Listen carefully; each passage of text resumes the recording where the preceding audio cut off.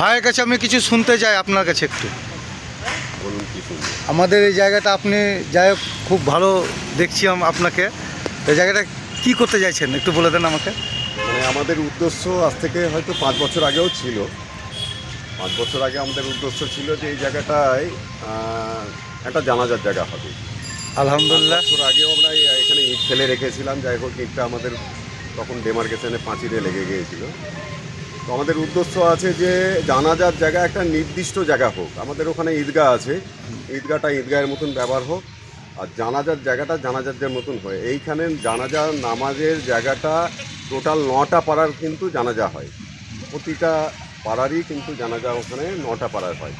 আমরা চাইছি যে এই জায়গাটায় কি যে জানাজার জায়গায় রাত্রিরে হলে আপনারা হয়তো আমরা এটাই বলছি যে ঈদগাহে হলে রাত্রিবেলায় হয় না লাইটের কোনো ব্যবস্থা নাই ঈদগাহে।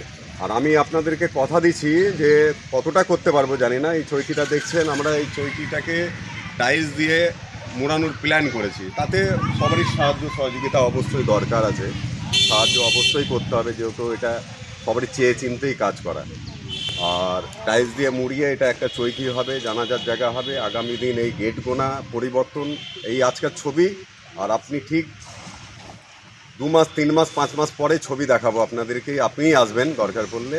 এই জায়গাটা চূড়া হবে, মিনার হবে, গেট হবে, ঠিক আছে। আমরা রং গোনা দেখলেন, প্রতিটা পাঁচিরে কিন্তু রং চলছে, কাজ চলছে। ইলেকট্রিক কিন্তু এই কবরস্থানে এত দূর অব্দি আছে, 7 নম্বর 6 নম্বর গেট অবধি, কিন্তু 6 নম্বর গেট অবধি ইলেকট্রিক ঢুকানো হয়েছে। এটা কবে হবে তাও? এটা আপনার 15 কাঠা জায়গার উপরে। বাহ, তাহলে প্রচুর লোক আসবে আশা করি ইনশাল্লাহ। 15 কাঠায় অনেক লোক আসবে, আশা করি সমাধান হয়ে যাবে।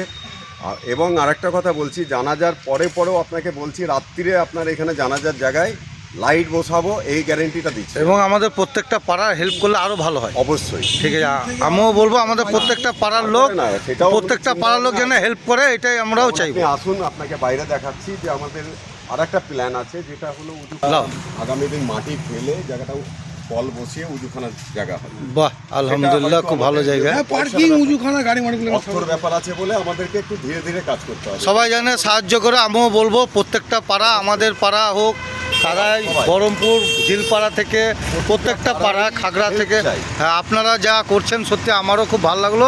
তাই এটা আমি ফেসবুকে ছাড়বো।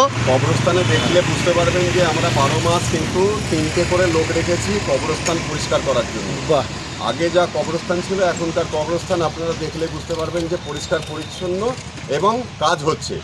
আপনারা প্রতিটা গেটের মুখে দেখতে পাবেন কবরস্থানের ফ্লেক্স মারা আছে, গেটের ডেভেলপ আছে, রাস্তা হয়েছে, লাইট হয়েছে। সব জায়গায় লাইট হয়নি, কিন্তু এইখানেও হবে। 6 নম্বর অবধি আমাদের 1 থেকে 6 অবধি লাইট হয়েছে।